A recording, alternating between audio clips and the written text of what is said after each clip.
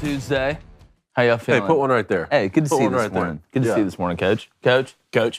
Good to see you this morning. Yeah. You guys ready to go today? You guys excited or what? I don't like that. I don't like that effort from you, David. You hit one big ball. All right, come on, man. Yeah, Tuesday. that was a nice hit from you last Coach, night. thank you, Coach. What, you hit a plus 100 bet and the plus 700 bet last night? Look, man, I would say I'm back, boys, but I've been here the whole time. let me Hey, ask look, you, Baby Cone got one step closer to college last Let me ask night. you, David. How was it when you watched your bet hit last night?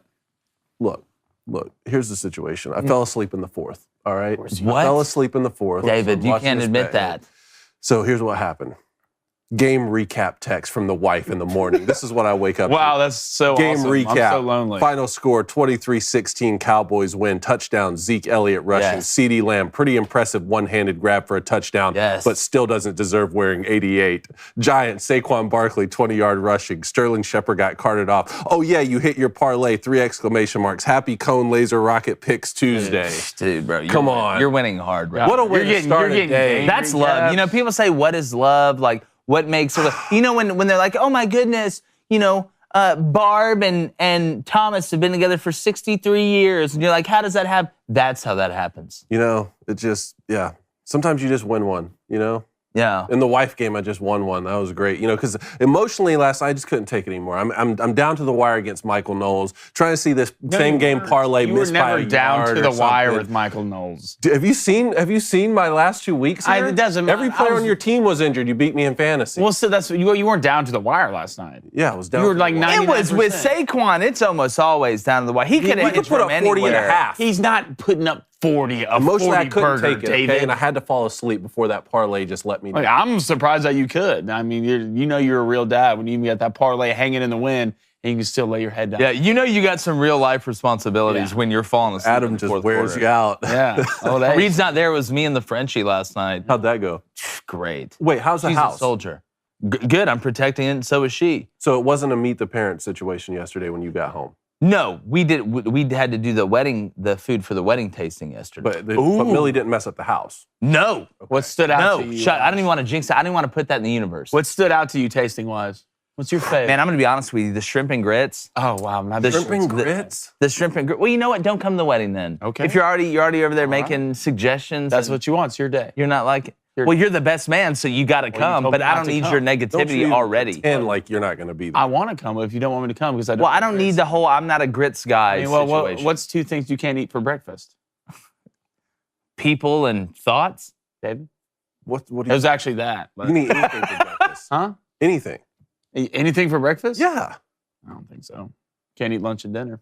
How you doing? Wow, okay. Wow. On that note, Georgia, Alabama, and Ohio State topped the AP poll for the 5th straight week. The AFC West is off to a disappointing start, and the NFL is replacing the Pro Bowl with a flag football game. I'm Jake Crane, and welcome to Crane & Company.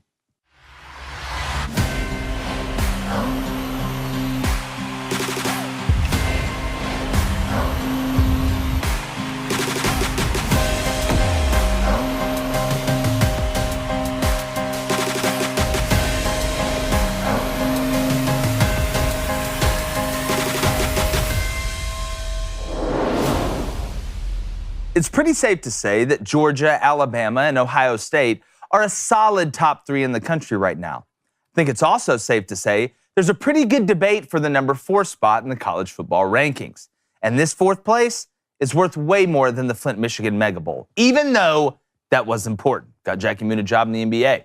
Now, you can make the argument that 4 to 5 teams could earn that spot right now. But in my eyes, there is a clear-cut leader for the final spot in the college football playoff slot. That's Clemson. Now, we always say that the most dangerous teams are the ones that can beat you in multiple ways. When Clemson's defense had an off day, thanks to the witch that is Sam Hartman in that offense, DJU, for the first time since he's been there, looked at home in the pocket and on the field. Now, I doubted him, as did others, and it is only one big game, but he looked like a totally different guy. And I know Wake Forest isn't exactly the steel curtain on defense, but he was anticipating, throwing off platform, running effectively, and most importantly, he wasn't panicking. Now, we know Clemson will be fine on the defensive side. They're too talented and experienced not to be. But the reason I have them at 4 is this year they have a semblance of balance. Wake Forest was a big pass test for DJ, but he has another one on the horizon with NC State and a secondary that's very well put together. Now, there's a long way to go. There's a lot of games to be played. But for right now, give me the Fighting Dabos at number 4. I'm going to bring in my associate, co-host, aficionado, consigliere, David Cohn, former Michigan quarterback, and my brother. He's a good friend too. Blaine played wide receiver at Western Colorado, and he draws good, and he can cook pretty decent. Even though I haven't seen him cook in a while. Blaine draws really angry pictures. It's more of a Jackson Pollock. Yeah, for some reason I'm really good at drawing shoes, but really bad at drawing other things. Wait. What? Like you want God, what is it called? Drawing shoes? Yeah. What do you, Phil Knight? Back in the day when Sperry's were cool. Y'all remember the Sperry's? Yeah, I grew up in Those that. Aren't cool I'm 32. Anymore? Well, maybe it is. I don't Sperry's, know. Wallaby. I can draw the hell out of a Sperry. I don't know why. Really? I can just draw them. Look, I guess, yeah. Draw on a piece of paper right now. On the back of a piece of paper, draw a Sperry. No. Right now, I'm one of those guys that have to work in private. You have to work in private? I have to put on some Sebastian Bach. I don't know if y'all heard his new album he dropped. Sebastian Bach? Straight bars. The mixtape Sebastian Bach just dropped? Yeah, so I got to put those on. I got to throw paint everywhere. Well, speaking about dropped, you did have some people drop in the AP Top 25 rankings, but that number 4 spot, it's the one we're always going to be talking about, or at least that we have been talking about lately, because I think you're seeing Ohio State obviously catch their footing, looked really clean against Wisconsin. It seems like the chemistry and the health of the wide receiver room is getting back to where it needs to be. And then Georgia and Alabama. I know Alabama struggled a little bit on the road at Texas. Georgia at home against Kent State. I don't want to put too much thought into Georgia struggling against Kent State. I think it was just one of those things. I mean, look, I'm going to go ahead and say this too. I think there's a very high possibility Brock Bowers can end up getting an invite to New York with the amount of stuff this guy's doing. How cool would that be? You could have Stetson Bennett and Brock Bowers the way that it's going. But for that 4th spot, you could say USC right now. I know there's questions up front, but you watched them beat Oregon State in a different way, in a defensive way, and they came back late. I mentioned Clemson. You look at Tennessee, I think it's a team that you can make a case for, having that win against Pitt on the road and then beating Florida at home and just kind of the way that they've looked and the versatility of that team. And then obviously Michigan. I know it wasn't pretty against Maryland, but we got to understand who was out as well. Donovan was out. I mean, you had some guys in places that could have helped J.J. McCarthy out, but you did win the game. And I want to make sure we do give little Tua and Mike Locksley some credit there from Maryland. And I've never understood why Maryland struggled in football, because I've recruited the DMV and I know how much talent is out there, even up front, even on the offensive line and defensive line. You can find cats all across the coast, and then the DMV there between Maryland, Washington, and D.C. and stuff like that, or Washington, D.C. But Cone, who right now, and I know you graduated from Michigan, you tricked them for 4 years there.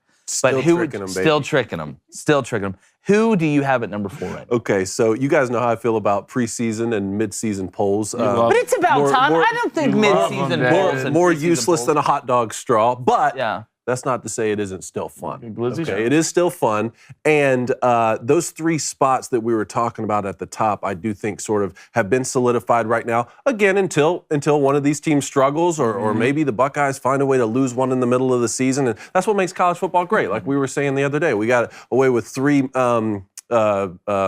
MAC school or 3 Power 5 schools go down to Georgia Southern, to App State, and to Marshall, So until something like that happens, I think we are talking about that 4th spot right now. And to me, there are 3 teams that you can put in that 4th spot right now. You could leave Michigan there right now, like we were talking about, and I think that's where the AP does have them, because at the end of the day, they did beat Maryland. They beat a good Maryland team. And if you're going to struggle against Maryland, do it on a week when Georgia struggles with Kent State, when Oklahoma loses, and when Clemson goes to overtime against Wake Forest. My problem with Michigan was every team's going to have a game in a season where they struggle on one side of the ball and you have to, scrape a win. They struggled on both sides of the ball. Yeah. That's what alarmed me about Michigan. 2, to me, you could go ahead and you could put Clemson there at number 4 with beating a good Wake Forest team on the road, and your quarterback played well. To me, that defense gave up way too many points to Wake, but you can say, look, Sam Hartman's one of the best quarterbacks in the country, especially in the ACC. You can move Clemson up there. Or 3, to me, which I'm sort of leaning towards towards Tennessee right now. Really? Blaine and I were talking about this. I think that you could put Tennessee in that 4 spot, and you have people looking and saying, well, that's, you'd have 3 SEC schools in the top 4. To me, I'm just looking at the best football team. Yeah, it doesn't matter what conference. A road win at Pitt in overtime. You have a home win now against Florida, and to me, they're playing great on both sides of the football. I think Tennessee could take that 4 spot. Man, I think, honestly, I don't think you're crazy there, because if you look at, like you said, the way Clemson played against that Wake Forest offense, Tennessee does have better players and a really good quarterback as well in a system that operates very quickly. It's just, it's funny because typically we see, like, for example, these teams that go on and go undefeated or go on these runs and have a chance to win national championships, there are those couple games where their best side of the ball struggles. I don't think it's a stretch of the imagination at all to say Clemson's best side of the ball is defensively. So when they struggled against a Wake Forest, it's kind of like the inverse of, you remember 2019 LSU and Joe Burrow, I always use this example. They go down to Auburn and struggle on offense, defense bails them out. Go look at 2020 Bama. Go look at any team that's won a national championship or had a chance to win a national championship. There is a game or 2 or maybe even 3 during the regular season where their elite side of the ball wasn't clicking on all cylinders, and you had to lean on the other side to get bailed out. I think another team we have to start throwing in this conversation is Penn State. Oh, I thought you'd say Southern Cal. Who has, well, USC, that's what I was gonna say. Again, yeah, but I look at Penn State.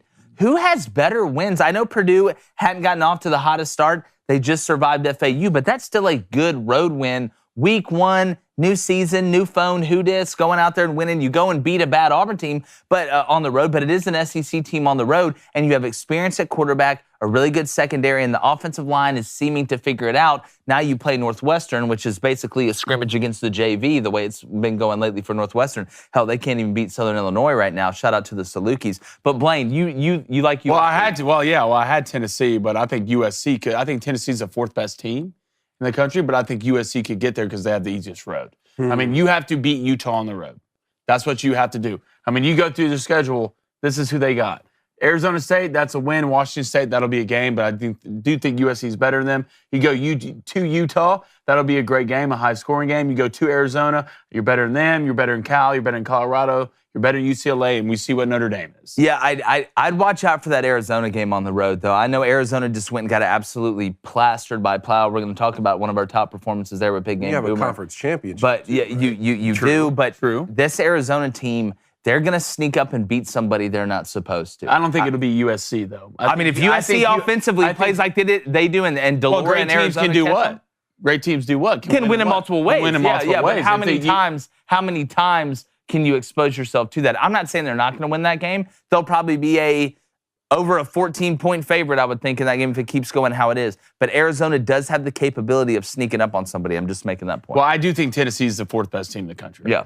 I think they're the most complete team, realistically. Tennessee knows who they are. Kentucky, I still want to see more from that offense. I mean, Michigan, Maryland's a good football team, but worries me about Michigan the way they're getting beat on the defensive side. There's no pass rush. I mean, they couldn't get to they got to him late a couple times. But the pass rush, I mean, you lose Hutchinson, you lose these guys, it's different, and you can tell. I'm still worried about a couple teams that you see in there. Just the Clemson, I need to see consistency out of DJU. I got to see it. That's great. You go put up a bunch of points. That's what I'm saying. And yards The jury's against still out. Wake Forest defense. You really don't know. If you want to be that team, we'll find out this weekend when they go play a complete NC State team. Devin Leary's kind of getting back to who Devin Leary is. And that defense for NC State is one of the best in the nation, hands down, from defensive line to linebackers to safeties. So I'll be interested. I think Tennessee's the 4th best team, but I think USC will have the easiest road. Yeah, this will be the biggest challenge for DJU yet this season from a secondary standpoint. NC State, they can mix up coverages. They've got guys with experience. They're long, they can run, and they're physical. The windows that were there against Wake Forest, and DJ put some balls in some tight windows, but those windows are going to shrink. The only difference is it is at home, and we can watch Dabo look goofy running down the hill like Blaine always talks about. Stop doing it. I'm glad you... It does. Does it not make anybody else nervous watching him run down the hill? Stop. You're one accidental, slip up or from going viral. From going viral in the worst way. You start rolling down that hill, so that's like falling off Pike's You're not Peak, running. man. You are sprinting. Yes, you're again. I love you showing off your athleticism, but I think maybe we need to retire that while you're ahead. You know what I'm saying? Because the first time you eat it and you go down the hill, you won't get hired at Alabama after that. They can't hire you after that. That's just the truth. But Blaine, let's get to the Booster Club. Yes, all right. We got a $49.99 Donation, guys, we're rich. We can pay the rent this month. Yeah. From Max Johnson. Oh, he's been playing well, too. God. Yeah, you have. Hashtag That NIL's coming Flaming Dragon every day. Max, you're damn right. I love the mindset. It's a mindset, baby. That's what it is. All right, then we have another donation, a $15 We're running away. donation from David S. He said, as you guys know, Florida fans are absolutely brutal. Some former fans have already called for Napier's firing. Why is patience such a lost art? Because I think it's a great question. Appreciate the donation, guys. I think it's a couple things. I think it's the society we live in today. Everybody wants everything now, and that's not always bad. I think sometimes that gets a bad rap because we're so competitive. It pushes things forward in some aspects. Just like anything, the answer, is it good or bad? The answer is somewhere in the middle. There's some pros and there's some cons. But it's the arms race, especially in the SEC. When you look around and as a Florida fan, what are you seeing? Well, Tennessee is legit. You got game day going there. They beat us, for the first time, it seems like, in 20 years. Then you look to your right. Georgia is on a trajectory right now that is Saban-esque and Alabama-esque. So the pressure is ratcheted up even more. Remember, we had Chris Doring on before the season. He was talking about Florida fans right now are one of the most toxic fan bases, basically, is what he said. But every fan base that's what separates the SEC from everywhere else. And I'm not saying that other teams do not have, or other conferences don't have teams with fan bases as passionate, but just the depth of the passion really outside of Vanderbilt, which doesn't have expectations, Blaine. I don't care what you say or what type of way you try and Eric Swalwell your way into that thing. You have expectations. But they do not have expectations. Why play? But the people, fan is short for fanatical. You're always going to have everybody that says fire everybody every time it's not going good, or there's one problem. Billy has been there not even for 4 games, and you guys just put up a fight. That roster that was left, and people say, oh, well, there's still athletes on it. Yes, but they were athletes that were all spread out. It wasn't organized. The end of the Dan Mullen era was an absolute disaster. Billy had to go in there and change the mindset, bring some accountability, bring organization back to Florida, which is as hard as bringing in good players, because it's not, Florida is a brand name. But you will always have fans that panic. Anybody that's calling for Billy's firing doesn't know what they're talking about, and I hope that they're not making decisions, which I know they're not. That's why you don't let fans make decisions. You want to know why? Because you end up with Brian Harsin at Auburn. That's what happens when you let fans make decisions. All right, we had a $10 donation from Hunter Fournette. Hunter, appreciate Leonard's brother. Yes. David, why is no one talking about how terrible Tennessee's defense made AR look like a Heisman candidate? Made him look like a Heisman candidate? I don't know if he looked like a Heisman candidate. I mean, look, this is for the thing, 450. Yeah, but this is the thing that Jake and I were talking about. Like right when we met, Josh Heupel got hired at Tennessee, and we were saying, okay, we know that the offense is going to go fast. Can the defense keep up? Can he be able to scheme, to keep up with that offense? I mean, I do have questions about the Tennessee defense, but my thing is they still shut down a good Florida team. Anthony Richardson, we saw what he was able to do in the run game against Utah. Look, Tennessee's trending in the right direction right now. Yep. Tennessee's trending in the right direction. And I think that offense is going to be able to put up enough points to be able to keep most of the games, especially in the. You think they shut down? They shut down Florida? Shut down Florida. Oh, I thought you said Tennessee's defense shut down Florida. No, didn't shut down Florida. I didn't mean to say it. Okay, yeah. I'm just saying they did enough to be able to win the football game. Yeah, a little bend, but not break. Here's again, the question's always going to come down to depth, right? And we talk about depth up front. The game is won and lost up front. But scheme does have a big deal when you go at that pace, when you're on the fringe, right? Either you're going really slow, or let's say you're running the triple option. And I know Air Force may not be the greatest example because they're actually an explosive play team offensively. I mean, hell, they had an 80-yard touchdown pass last week. I got out of my chair and looked outside to make sure the world wasn't ending like that Leo DiCaprio show on Netflix. Just look up. Just look at Air Force. But when you're on the fringe of that, if you're Tennessee that goes warp speed, NASCAR style like that, or you're a team that maybe runs a really slow pace and tries to sit on the ball like the old days in college basketball where there was no shot clock, and if you weren't as good as the other team, you just dribbled out and tried to win 2-0 or 4-2, you do put your defense in a bind if the offense is not clicking. And I know that's a very general statement, and it's like that for everybody, but when you go that fast, it's times 10. Because of Tennessee, there's a big difference between Tennessee going 3 and out and Pittsburgh going 3 and out when you look at how fast they go and the effect on the defense. The trick for Josh Heupel wasn't just about getting good players in on defense. It was about getting quality depth in. Because if you are not clicking, the defense is going to be out there for a ton of snaps. And if you are clicking, the defense is still probably going to be out there for a ton of snaps. Because again, a 5-play drive from Tennessee is going to take a whole heck of a lot less time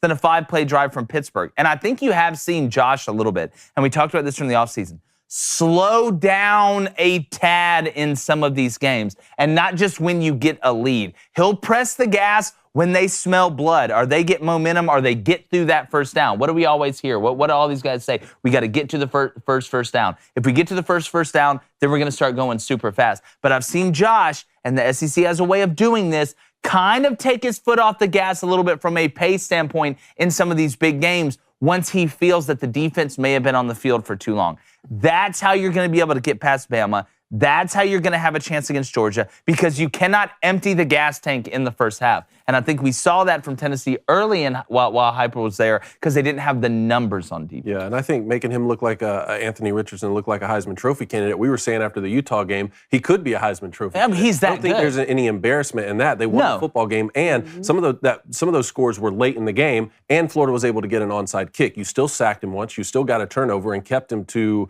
54% completion percentage. So I know he threw for 450, but still, we were talking about after the first game that he could be one of the best quarterbacks. And they couldn't get off the field on 4th down. That's exactly right. I think Florida was 5 for 6. Yeah, like 5 or 6. Billy didn't care. He's going for it on his own. Yeah, 4 is just a number. I love it. All right, we got a donation, a $9.99 donation from Kennedy. Give me all your money. Let's hit that soundboard. All right.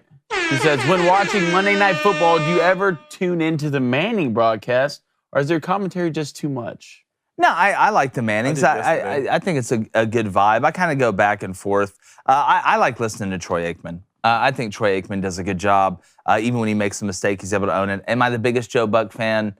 No, but I don't dislike him as much as some others. I tell you what I do enjoy doing is talking to my buddies on the phone on speaker about while it's going on, while it's on mute while I'm watching it. Now, the only thing that stinks on that is sometimes, when you have a play that's getting reviewed or something like that, you can't hear exactly what. I like listening to Mike Pereira and the official guys that come in, because when they're wrong, I make fun of them. But also, you get some insight, I think, with Peyton and Eli that you don't get from other people. And I think there's some similarities. I like kind of in the way Peyton and Eli go, and kind of the way we do. We try and keep it funny and informative. Yeah, I like listening to Peyton. Peyton does good. For some reason, I just feel like I get dumber when I listen to Eli. Really? Yeah, I do. I really feel like I get dumber when I listen to Eli. He came at Russell Wilson yesterday, too. He did. Yeah. What did he say about Russell? He said Russell wasn't worth the money. Yeah, he said he might as well spend it on a couple more punters. I was like, talking about Chad Powers said that? Yeah, I was like, damn, Eli. First of all, there's no one, someone there had to be like, that's Eli Manning. And they couldn't show him. No, I know. That's what we talked about. Someone had to. It's for sure Eli Manning. James Franklin knew that was Eli Manning. I'd rather hear Peyton and Eli just break down the game from an offensive standpoint rather than bring on guests and, try and... Well, yeah, like Peyton's already better with time management than half the NFL. Yeah, it's true. So that's very true. So I'm surprised Peyton doesn't coach. Look, I think he's going to end up maybe not coaching, but GM, something, that itch, it never leaves, okay? I mean, he's probably out there right now. It's like that SNL skit he did, just screaming at kids and like in some little leaguers, children's little league or whatever. But go ahead, Blaine. Look, plenty of questions here. Chat's rolling. Little Zachary Daniels asks, what's going to happen this weekend with Kansas and Iowa State? I'm telling you, please, Vegas, please keep treating Kansas like typical Kansas. They're a 3.5-point dog at home against Iowa State. I don't think Hunter Deckers can throw them to a dominant win over Kansas. I trust Daniels. It's going to be hard for me, boys, not to take Kansas money line in that one. But I tell you, the plus 3.5 right now, some lines that not shocked me, because they're never shocked by anything anymore, especially when they're down there in the dungeon playing with the algorithms. Kansas being a 3.5-point dog at home with the way they're playing and the way Iowa State is offensively. And the second one is Bama opens up as a 17-point favorite going on the road at Arkansas. I know Arkansas is down a corner. I know their secondary, is giving more passes than a hall monitor right now. But I just feel like it's going to be tough for Bama with what they have and how they've played. If you look at Bryce Young, I saw a stat this morning, and fact check me here. Real fact check, not the fake fact check. I think in his road games, there's 4 out of 5 true road games, not neutral site. 4 out of 5 true road games for Bryce Young's been decided by 3 points or less. Like, this isn't a walk in the park going into Fayetteville, especially coming off a loss. They got to have it or they're starting to 0-2 in the SEC, bud. All right, we got Lightning Chaser 1502486. Be careful, it's Ben What's Franklin. up? The Chaser of Lightning says, first time being able to catch the live stream. Yeah. There we go. Welcome. He says, question, what are the chances Tennessee goes 10-2 in the regular season this year? Let's go through the We schedule. talked about this yesterday. Yeah, let's run through it right. again. Let's run through it. Then we got to get to grade that team for Pulling Boomer. it up. Pulling it They'll up. get me all excited going in the booster have it club. up. Computing. All right. This weekend, you go to, well, they got a bye week. Bye week. Next week, they go to LSU. Woo! That's going to And- be interesting. I Let's see think how LSU plays this weekend. Yep. Well, they should win. Then they got Alabama at home. Until they beat know. Alabama, I'm picking Bama. Yeah, I don't Until bet they beat against Bama. Alabama. I If just don't. Alabama can survive the stretch of at Arkansas and then at Tennessee, whew, Then they got UT Martin at home. That's a win. They got Kentucky at home. That's a win. Kentucky can't score enough. They go to the Georgia Bulldogs. That is a loss. Thanks for playing, guys. Yep. Then they got the Fighting Eli Drinkowitz's at home. It's a win. They go to South Carolina. It's a win. Then they got the team with high expectations, and that's Vanderbilt. That's not a team with high expectations. That's also I don't know a if loss. you heard- Kentucky and LSU. That's awesome. What happens against Kentucky and LSU? So you're saying Alabama and Georgia definite losses? No way. I mean, I think that at least now with Alabama coming to you, it's a more interesting game than it has been for 15 years. Yeah, exactly. Right? Yes. I mean, like, at least you can say that. Can they That's get off kind to of a- Schneid for Florida and Bama in the same year? I don't know. You wanna I don't talk about know. people I'm freaking just out in saying Knoxville. it's not a guaranteed win the way that I feel like you having to go to Georgia is. But Yeah. you know, like we were talking about earlier with the Tennessee defense. Yeah, of course. Like Tennessee wishes they had a better defense. They probably wish they had Georgia's defense right now. But if I wish I was I don't 6'5". think Tennessee needs to look at Alabama coming to town this season and say, well, this one's a guaranteed loss. No, I don't think My that. question: I don't think if the goal is 10-2, if we're looking at 10-2, I'm looking at LSU and Kentucky. That's what we were talking about yesterday on Twitter. What do those two games look like? If you can win both of those games. Well, I think you got a great chance against Kentucky. Again, I love Mark Stoops, but I think Kentucky's fool's gold. Let's talk about some fool's gold cone. We did grade that team for college football yesterday. Today, we're going to get back in the classroom, give the teacher an apple. Don't remind her about the homework. Let's go to grade that team in the Let's NFL. do it. Let's start with the Jaguars. Start with the Jaguars. A. I mean, and if you look at the trajectory of the Jags, it's one thing to have young guys that kind of flash, that kind of shine, that you can see it. It seems to me, and I know Trevor Lawrence has some experience, but the mixture of Trevor Lawrence, ETN, James Robinson, and that offensive line has looked really, really physical for the Jags. Are they the most talented offensive line in the NFL? No, but those guys are playing their guts out. Doug Peterson, I think, is a sneaky motivator. When it comes to players, it seems like he's kind of a quiet guy on the sideline, but I think he's a pretty good motivator. Then you look defensively. The Jaguars got some cats running around. Trayvon Walker, you hit on that pick. He affects the game. And look, when you watch guys like, and I know they're different players, but Micah Parsons and Trayvon Walker. Micah Parsons last night, and I know that we're going to get to it. Micah Parsons is a freak of nature. Problem. Well, watching him run around, his shuttle has to be just nuts. I need to go back and look at it, but his lateral movement is absolutely wild. He is a linebacker in a defensive end's body that can also play defensive end. He's just a perfect hybrid. But when I look at the Jaguars and what Doug Peterson and the confidence that team is playing with, I know the Chargers are beat up, but they have gone in. You go and beat the Colts, then you go and beat the Chargers. I know, and the Colts get the big win over the Chiefs.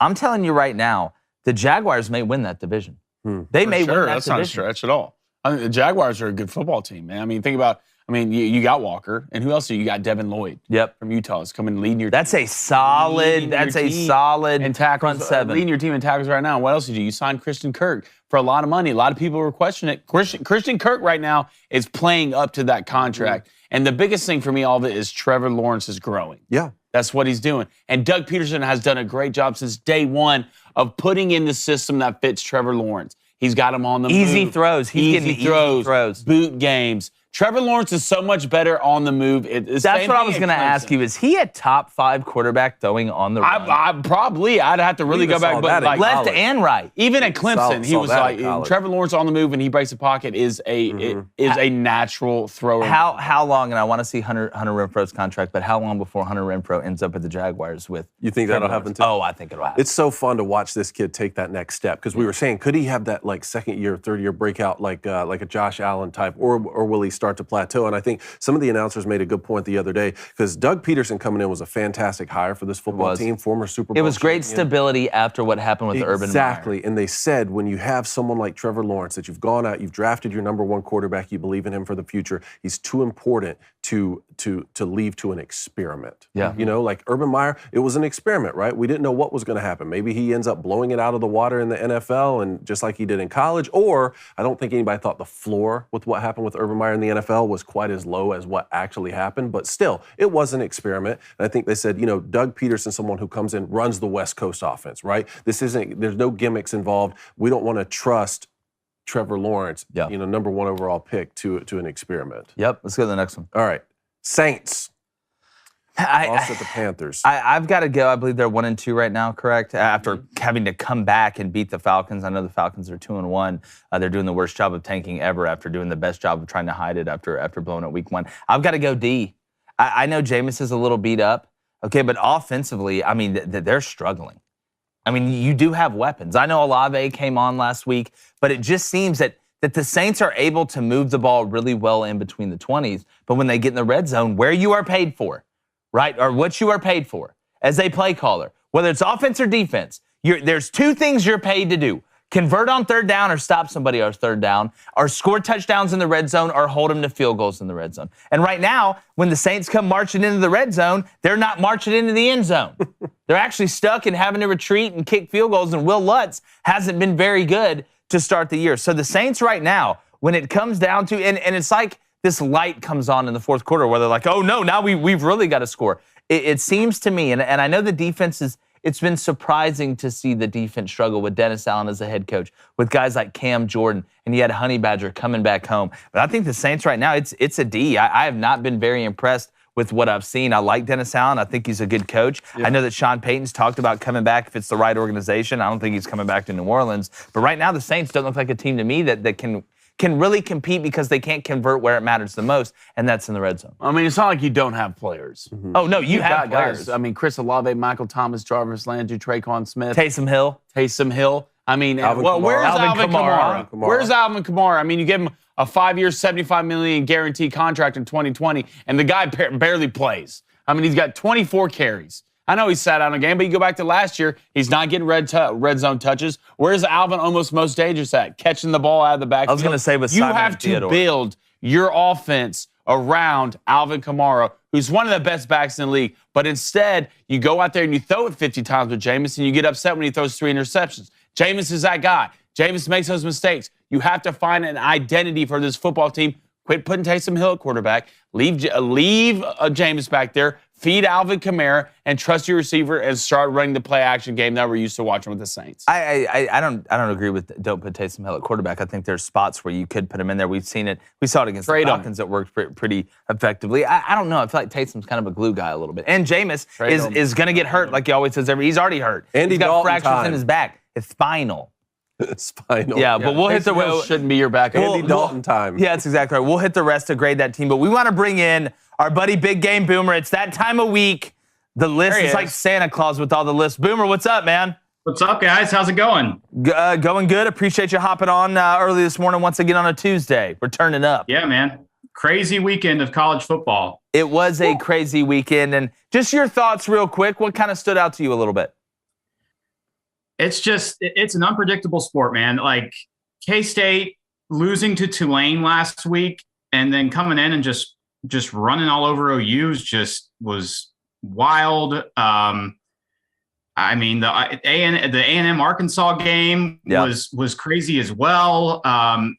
And just Florida beating Tennessee or Tennessee beating Florida finally. I mean, that was a great win. It's just, and you got Middle Tennessee beating Miami. I mean, that's why it's the greatest sport, because it is just so unpredictable. I mean, and there were just so many great games. What about that? The Auburn-Mizzou game might have been the most entertaining game just because, like, Mizzou was just gift wrapping that win they were trying to save Brian Harson's job, basically. Yeah, conspiracy. Eli, who hired Eli Drinkowitz? Brian Harsin. Conspiracy.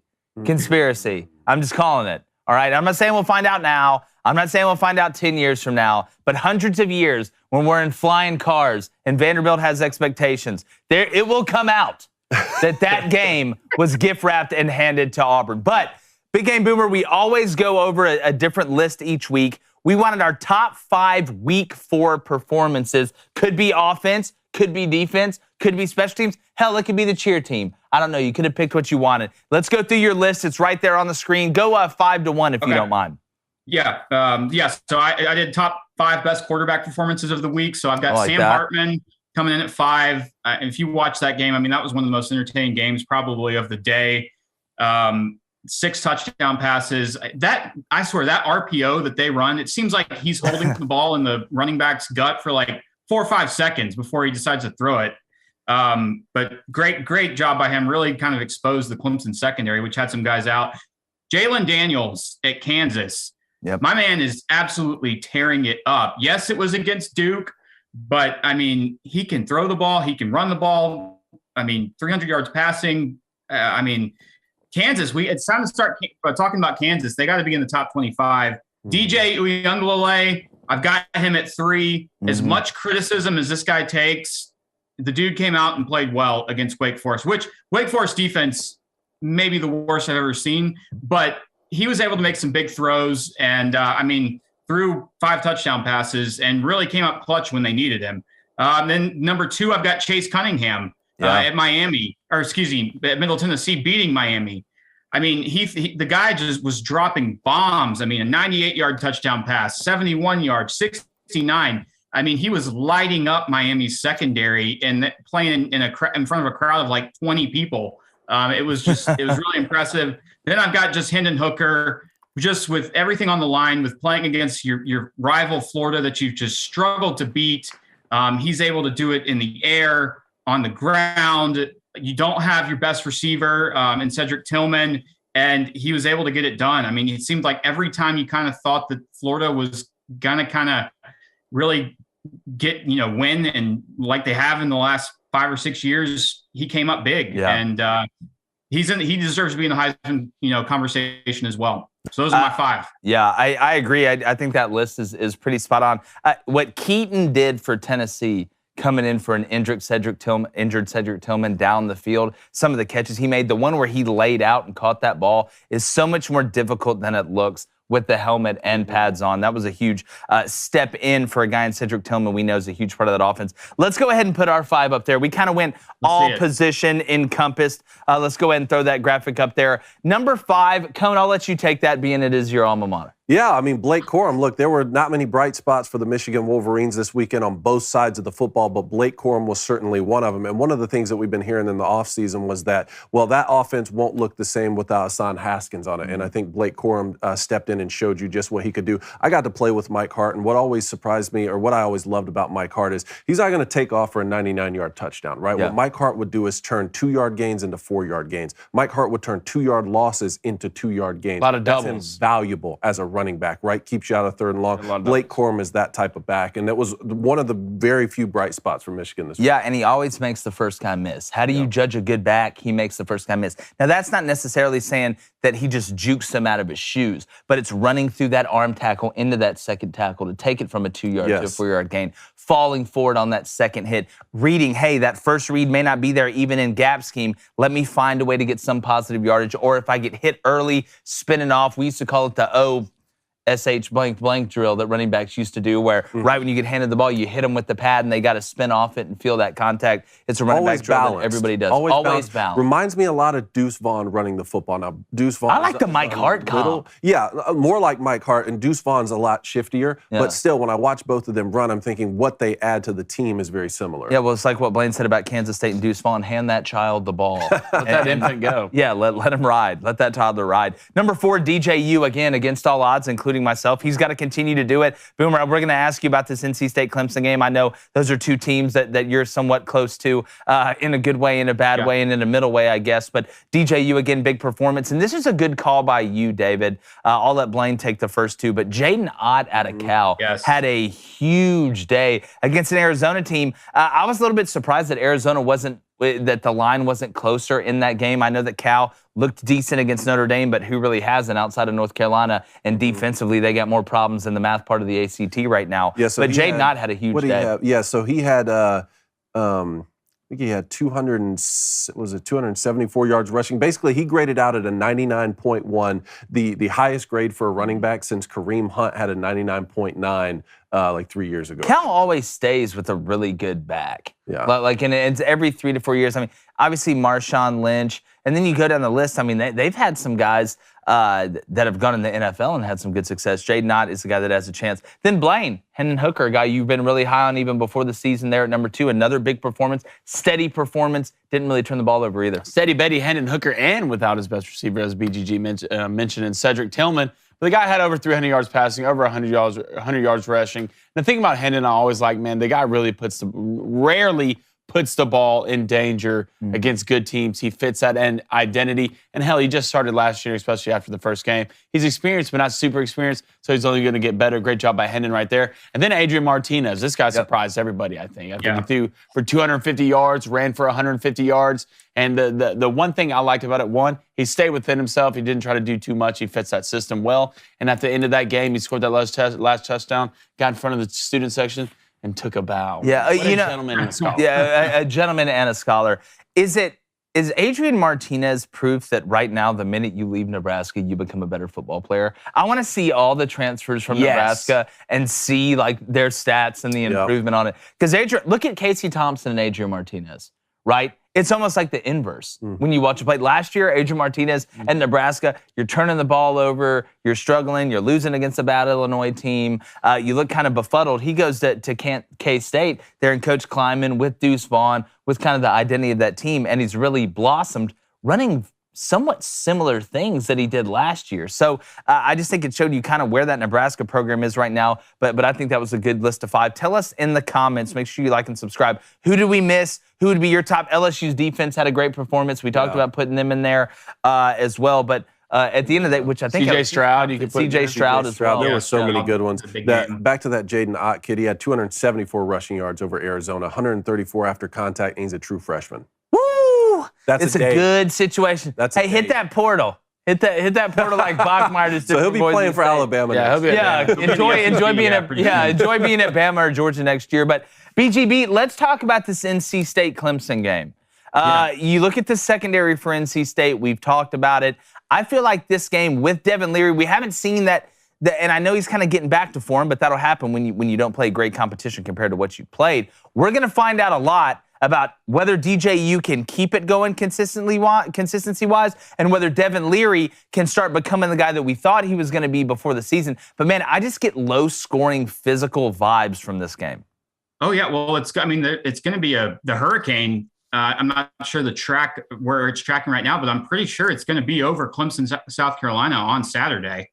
So if it's just a monsoon, man, definitely bet the under, but it's just going to come down to defense, and it's going to be, I think, a slugfest because NC State, I mean, they can bow up and go up against Clemson. And thing about last weekend when I was watching that Wake Forest Clemson game, it seemed like DJ had like just 10 seconds in the pocket to just pick apart the secondary. I mean, he had no pressure. So NC State's gotta figure out how to get pressure on them. I think they can do that. But like I said, Clemson or NC State played actually in a monsoon hurricane style game against Notre Dame back in 2016 against it was against Notre Dame, and they won 10-3. A lot of those guys were like 6-year seniors, are still on this team, so they have some experience playing in these kind of conditions. So it's going to be an interesting game. It's one I've had circled on the calendar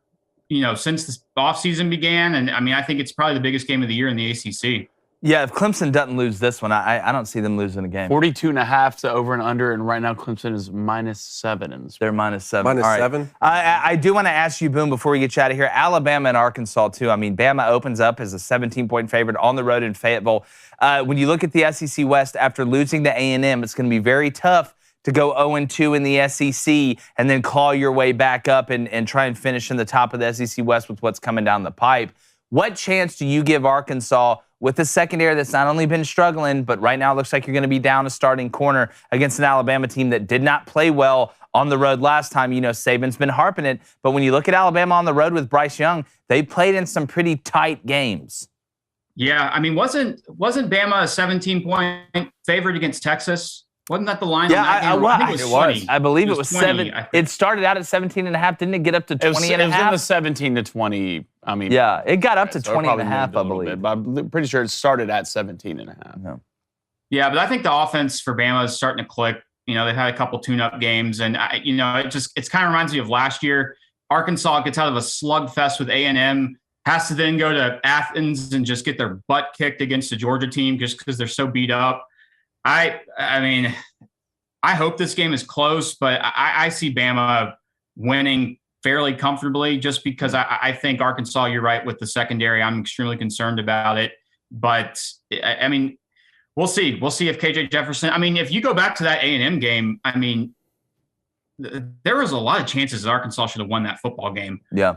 So it'll be interesting for sure. But we'll see. I think Bryce Young, takes it to the next level and is able to beat Arkansas probably fairly easily. Yeah, we need guys like Ja'Cory Brooks to continue to step up. It's funny, the guy can make a game-winning touchdown catch in the Iron Bowl, but you can't catch one against. Well, it's crazy. We don't talk about the secondary competition Arkansas, but we kind of don't talk about the defensive line for Arkansas on the line. Well, the biggest question coming in the year was the interior defense. Yeah, I mean, you gave up 150 plus to A-Chain at A&M, and it's not going to get any easier going to Alabama. How healthy is KJ Jefferson? Mm-hmm. That might have a big part to do with this spread. 17 points is a lot against a good Arkansas team. And you look at this Alabama team, I know they've been coming on a little bit lately, especially at the receiver position. But do we trust this Bama team that much to cover 17 points? Because I'm telling you right now, I'm buying it up to 17 and a half. Even if they're beat up, I guarantee mentally they're going to be ready to.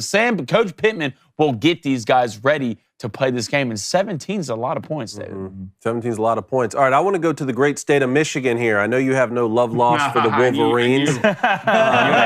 Well, it's our weekly. There's some things I just need to know about here. I mean, Michigan struggled on both sides of the football against Maryland, but like we said, Mike Loxley's a great football coach. You go and get Talua Tungavailoa out of the transfer portal, and then on the other side in Lansing, Michigan State just gets demolished by Minnesota. I mean, how serious are the Gophers and even Maryland, and will we continue to see the Wolverines and the Spartans struggle throughout the season? Yeah, no, God, that game was just ugly against Minnesota. The Spartans just looked terrible. I mean, you've got Peyton Thorne is just completely, not the same guy he was last year, just not without protecting Kenneth football Walker. at all. It's amazing. Yeah, and they can't run the football now at all. And I thought Berger and Broussard would be guys that would come in and would be able to get some production out of the run game. And then, they still can't stop the pass. I mean, this Michigan State team looks bad. And, I said it last week. I was wrong. I mean, and this game against Maryland, I had circled on the calendar that I thought they would lose this game at the beginning of the season. I definitely think they're going to lose now. I think Maryland went into the big house and played Michigan tough. If that guy in that first opening kickoff didn't have the ball bounce off his head and give Michigan that, great field position to score on the opening drive, it could be a pretty close game. And Michigan State, they're in trouble right now. They got to get things figured out. But Michigan going on the road to Iowa, watch out for those Hawkeyes. I know they can't play offense, but they know how to turn the ball over. Yeah, they know how to turn the ball over, and I think that's going to be a close game up there in Kinnick. Blaine and I both had the under in that game. Iowa scores 2 defensive touchdowns. Yeah, Rutgers. We hit by the hook. Yeah, what are you doing? Go ahead. It's going to be really hard for me not to take Ohio State -40 against Rutgers, too. Yeah, I thought you were going to say against Michigan. The thing about the Michigan-Iowa game, I think the over-under's what? 42? 42. It's got a 4 in front of it. Can Michigan score 42 points? That's the question. Can Michigan score 42 points? I have one more here because Kansas and Syracuse, both undefeated, aren't ranked in the top 25. And I was looking at it, and it's like, it's tough because where do you put them? Do you take out a 3-1 Pitt? Do you take out a 3-1 Wake Forest? Or even a Kansas State? Should an undefeated Kansas be above a Kansas State who just had a huge win beating a top 6 team? How do you think the bottom of this AP poll should be playing out right now? Yeah, I think the latest AP poll that came out was garbage, quite frankly. I think the fact that they don't have Kansas ranked, I mean, yes, K-State beat OU on the road. I was there. It sucked. But Kansas is 4-0, and they didn't lose to Tulane at home, who lost to Southern Miss in last weekend. So I didn't have K-State in the top 25 just because of the Tulane game. And then, I think Syracuse should be in the top 25. I mean, they're undefeated. I think Dino Babers is off the hot seat for now. I mean, the schedule is very light at the beginning. And I mean, you're going to find out who they are probably in the next 3 or 4 weeks because they've got to play some of the tougher teams. But I think both teams should be ranked right now ahead of the teams that are ranked ahead of them. I agree. I agree with you. All right, BGB, we appreciate you hopping on, my friend, as you do every Tuesday. Tell everybody where they can find your content. Yeah, find me on Twitter, Instagram, Big Game Boomer, on YouTube, Big Game Boomer Show. We're doing college football content all season long, man. It's heating up. It's going by too fast. Definitely. Of course, we're already in week 5. Appreciate you, BGB. Yeah, y'all take it easy. All right, my friend. Hey, let's get through the rest of grade that team before we get to the Booster Club here. Let's do that. Let's go to the Bengals. Let's do it. Struggled the first few weeks, had a nice win this past weekend. Joe Burrow looked a little more comfortable, even though some of the same problems persisted. How you grade the Bengals? Right now, I got to give you a C because last year, Joe Burrow was the most hit quarterback in the NFL, the most pressured quarterback. What is he this year? He's the most pressured quarterback. Until you figure that problem out, I know you made it to the Super Bowl last year, but the book is out a little bit. You caught lightning in a bottle there at the playoffs. The defense really started to step up. Not saying it can't happen again. I just don't see you having a bad offensive line and making the Super Bowl twice, regardless of how good Joe Burrow is. T. Higgins, I know, has been basically knocked out the last 2 weeks. I hate it for him. He's a big weapon. We know what Joe Mixon is. Obviously, Jamar Chase, the rapport he has with Joe Burrow going all the way back to LSU is big time. But I think right now you got to give him a C. I know it's 1 and 2. You find out a lot after week 3, kind of a team. You kind of see the identity and who they are. And right now the Bengals are still a team with really nice skill players. Tyler Boyd's another one as well. I can go down the list. But up front, they still are not performing at a level that I think gives them an opportunity to have a chance to go back to the Super Bowl. I'd say D. 1, because I'm not a huge fan of their head coach. And 2, you didn't fix the problem. Yeah, one problem. What was the problem? The offensive line. You didn't fix it. You're not even close. They're like Joe Auburn. Burrow's getting hit every play almost. Every play. And it's going to limit this man's career. All right? I want to see Joey B have a full career. The king, the hero, the kid, the cigar smoker. Guess what? What is it? 3 minutes left to go in the fourth. I don't even have to watch the last drive. It's a touchdown. They win. And you can't block for him. You got Jamar Chase, T. Higgins, Tyler Boyd, Hayden Hurst, who's nice. Shout out Hayden. I mean, and defense, you got guys. I mean, that defense wasn't great last year, but what'd you do? At the right time, you started becoming a defense that got turnovers at the right moments. If you're not going to stop people, give up field goals and get turnovers. They turned into that defense, but you have one job. And that's to somewhat fix the O-line, and you didn't do it, so sit down, coach. When you get drafted number 1 overall, it's for a reason usually, right? That team's not good. But they've had a couple years now, and they haven't addressed the problem. And even on that slant route touchdown to Jamar Chase this past weekend, that was a blown coverage. He was wide open, and it still wasn't Joe Burrow's first read. Those are the kind of things that kind of confuse me when I'm looking at the offense. But they did get a win. And they're on to the next one. Yeah, same guys that do an angle route to Samaje P. Ryan. But you don't keep him in. You don't keep him in to maybe help with Aaron Donald. Blaine still heard about that. All right, Giants. New York Football Giants losing to the Cowboys last night.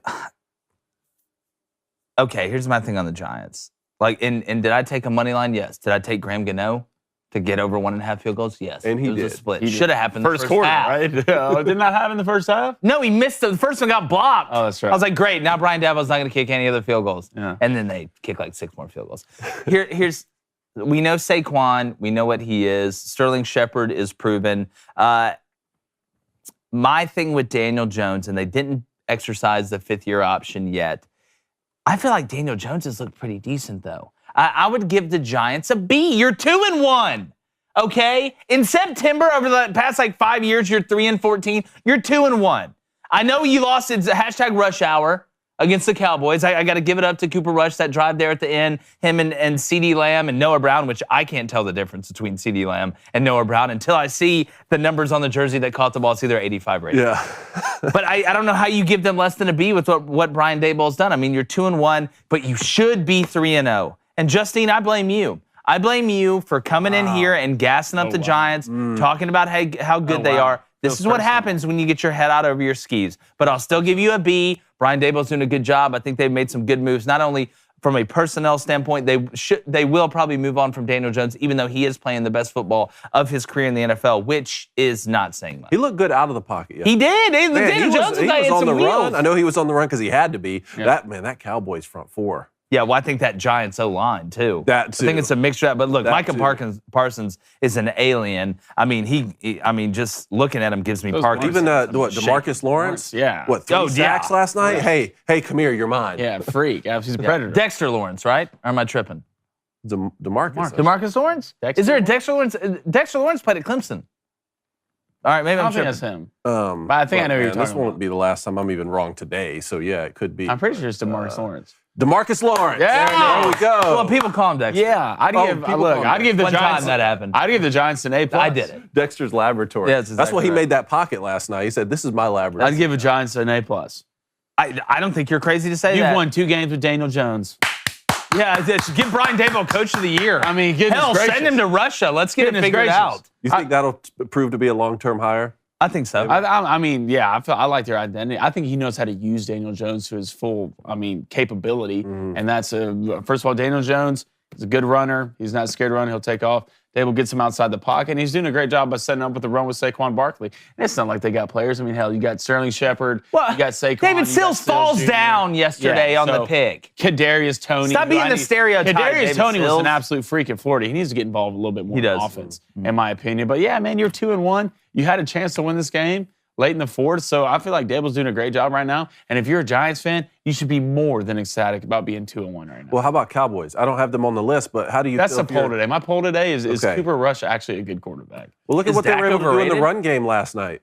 It's #rush hour. Yeah. Well, I think that they're mixing. The Cowboys are doing a really good job of mixing Zeke and Pollard. You know, I think, and Troy Aikman made a good point last night, Zeke's not really the thumper that he used to be. They don't really have that back that's a thumper. Pollard tries to be, but he's not the biggest guy. He's great in the pass game, too. A guy that you can flex out, that can run routes like a wide receiver. You can put him in the slot and things like that. But I did think Zeke ran hard last night, but it just doesn't look like old Zeke. But at the end of the day, I think the Cowboys right now, I think you give them a B. They're 2-1. They've done a good job with Cooper Rush coming in. Look, they asked Jerry Jones if Cooper Rush plays well, what happens with Dak? And he said, look, at the end of the day, you got to do what's best for the team. #rush hour. Yeah.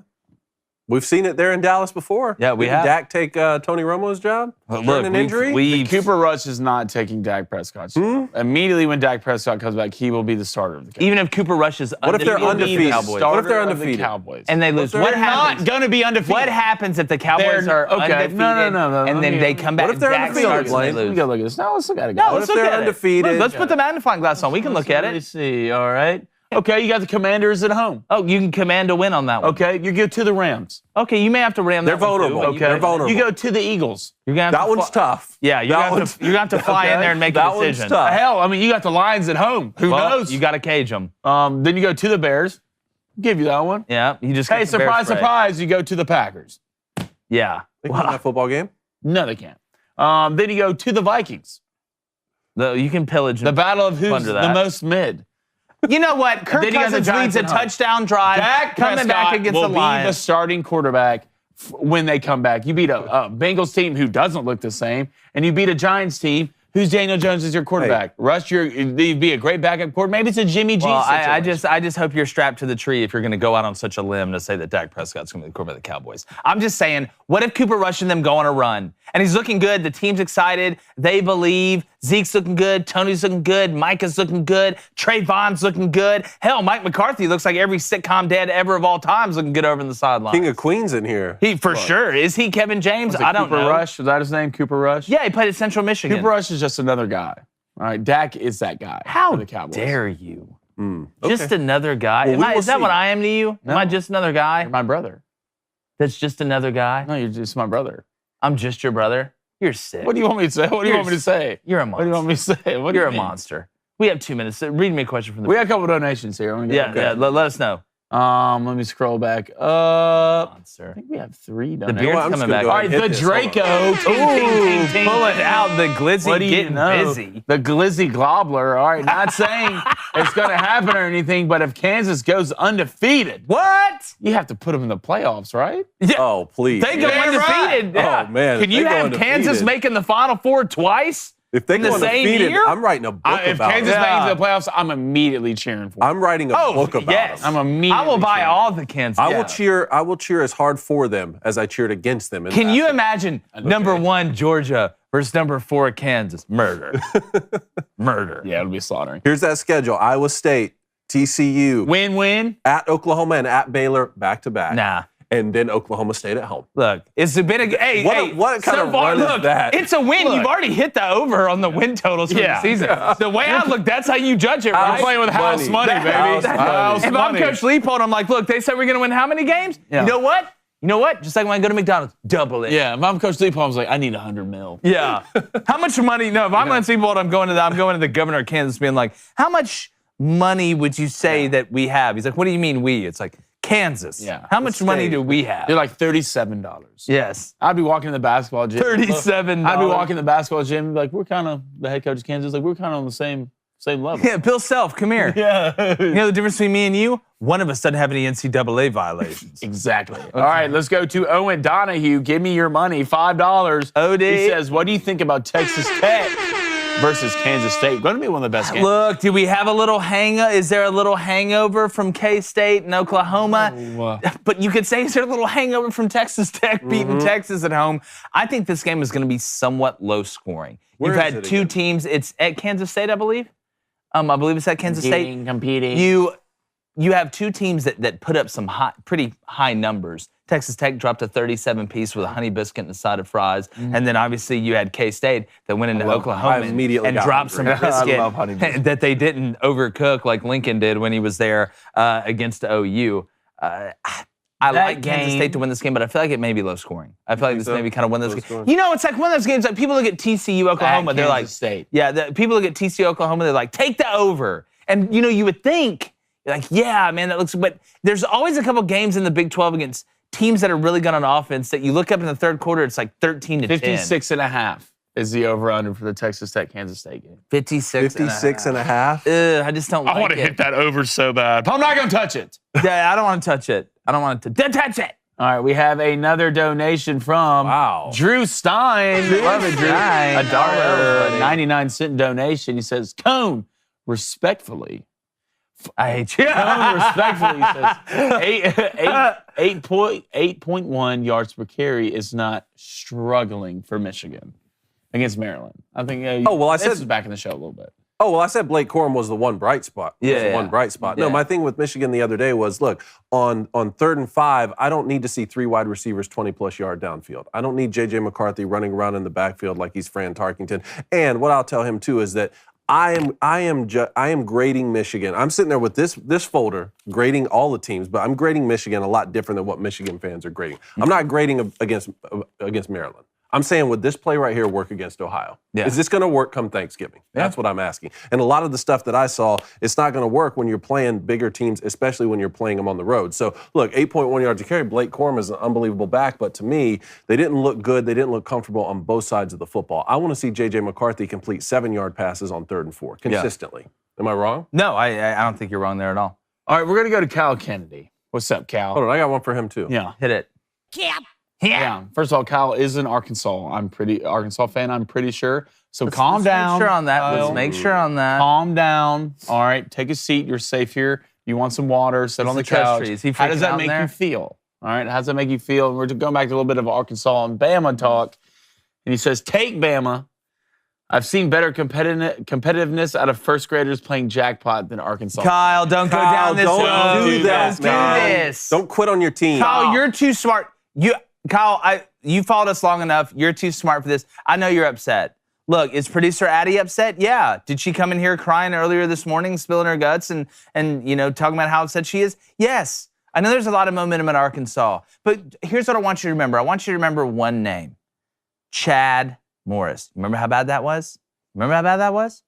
Okay. Did you play great against A&M? No. Should you be worried about the defense? Yes. Is there some problems? Yes. But it's not that bad, Kyle. You got a good chance against Bama. I'll tell you, like Jimbo said when they interviewed him before they played Arkansas, he was so happy that A&M got to play Miami after that loss against App State because you get a chance to kind of redeem yourself against a good team. Now you get a chance against Alabama. You go in there against a Bama team that on the road, the games have been somewhat tight. You find a way to win this one. And I don't think it's lack of competitiveness. I think Arkansas played their guts out. Yeah. I think Kendall struggled a little bit after that halfway through the second quarter from a play calling standpoint. And then KJ Jefferson and them just weren't able to finish drives or really even get them started in some instances. Arkansas is still a good football team. They can still have a good year. I know the schedule's tough. You got to stay with them and keep it what? Steady. But speaking about keeping it steady, if you want to watch the rest of the show, remember you can keep it here if you want to listen. Head over to the Daily Wire Plus, become a member, or listen on Apple, Spotify, wherever you get your podcast. Subscribe, survive, and leave a 5-star review. And also share it with your friends. Hit that like button, subscribe, make sure you're subbed to our YouTube channel. We'll be right back with some more great sports content and rapid fire. Pew pew.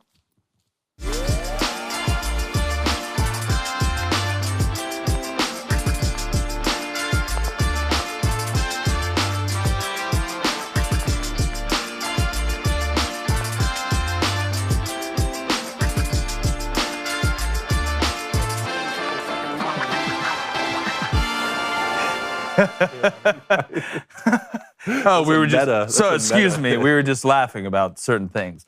Blaine, rumor has it there's some more donuts. We have two more donations. Guys, we are going. Is it a Tuesday night club night? Is it a Tuesday night club night? Are we going to get Papa Cone Jersey out? Mike's after this, boys? No. Did you go to Jersey Mike's? You didn't. We thought about it, Of course. and then we went to Zaxby's. Whatever. Okay. You love you some Zach. Big chicken sandwich. What's not to love? Big I'm chicken not saying chicken anything. What's not to love? Did you ever have You're Guthrie's, safe David? here.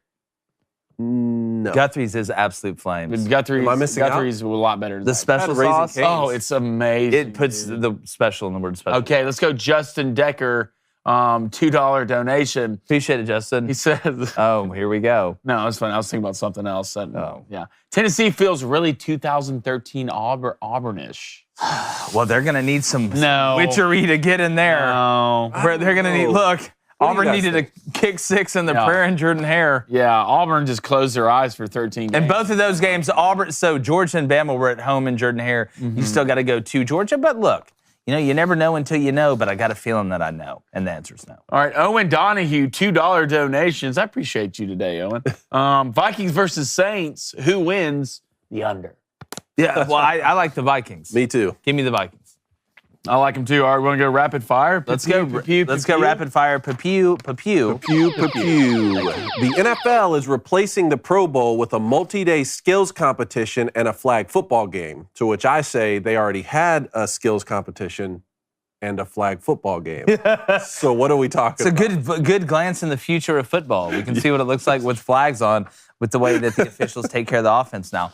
Oh, but that's neither here nor there. Look, I love the skills challenge. Nobody cared about the Pro Bowl. Nobody cared. The biggest thing about the Pro Bowl is being named to the Pro Bowl.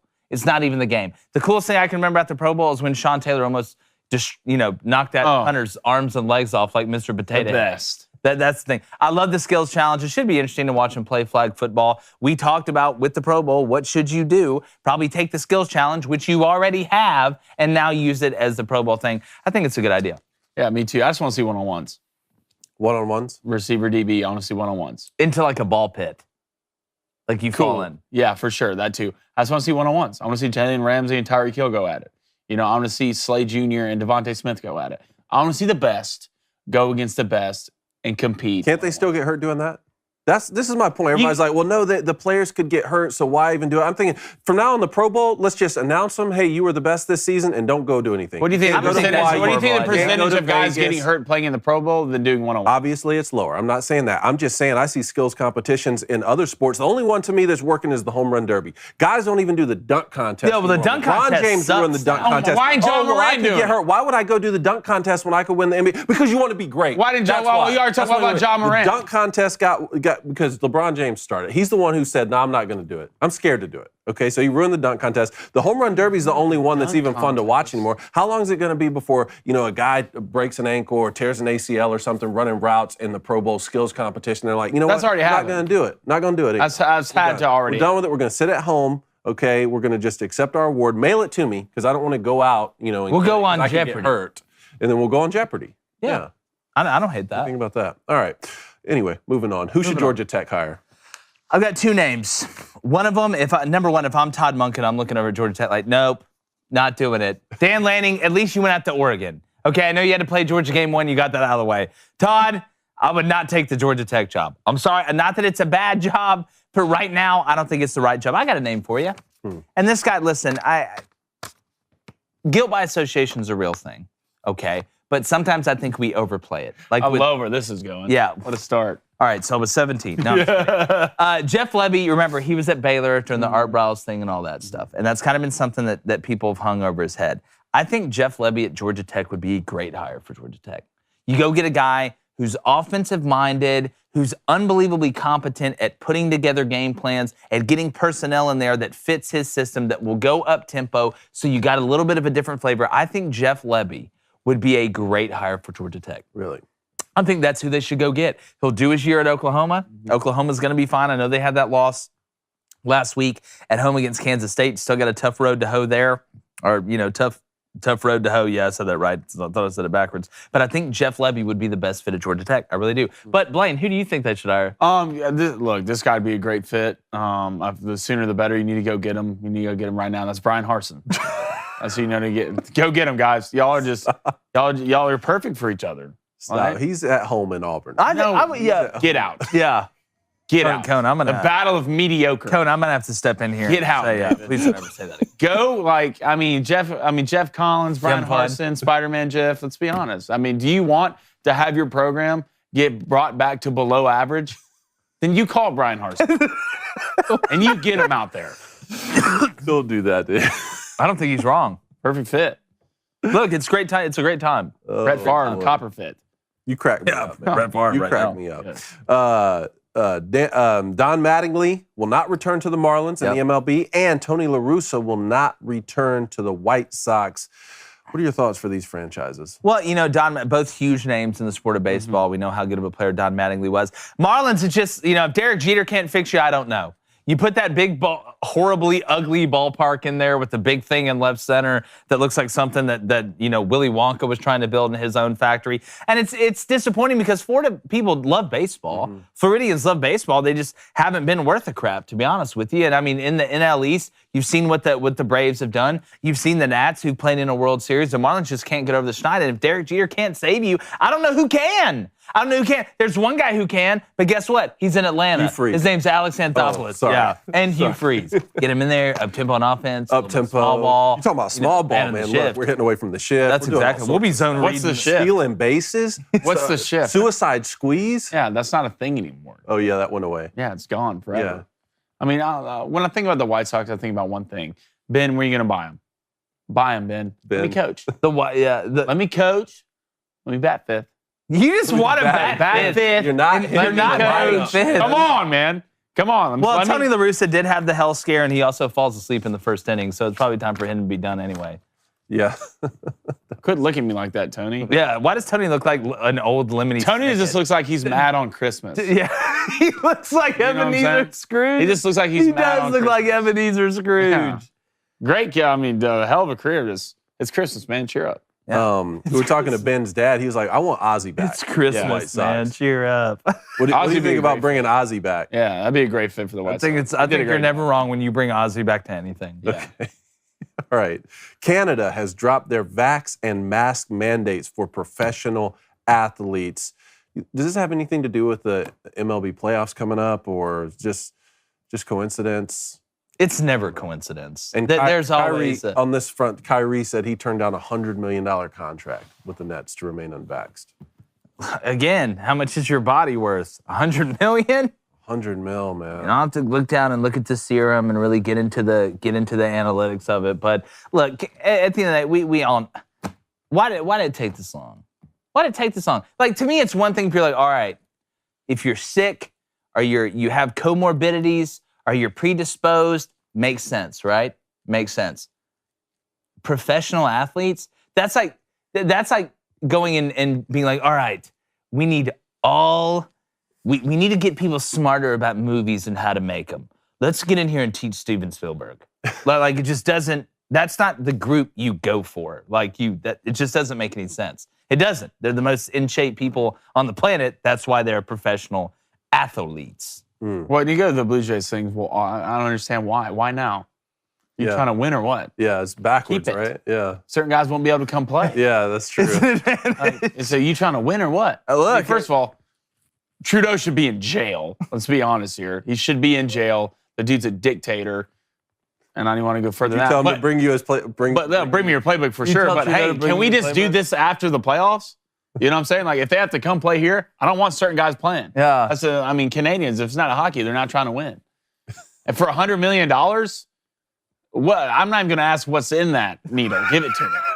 I don't care. 100 mil cash in front of me? No questions asked. As long as that doesn't kill me, we're going to be all right. I don't know if you've ever seen $100,000, except for maybe the movie. And if it's steroids, that's a win-win for you. Oh, God. You got jacked, right? Because you're trying to. With 100 mil, jacked with $100 million? I mean, and tan? It's a great situation. You're like, wow, my life turned around. Right, It did, for sure. All right, last one. The Atlanta Braves were honored at the White House yesterday. Oh, I can't wait for this. First of all, any popcorn? My question is, why are you just now going? We're in the middle of the next season, okay? But White House press secretary was asked a question about, the controversial name I like that of dress. the Atlanta Braves, Jake.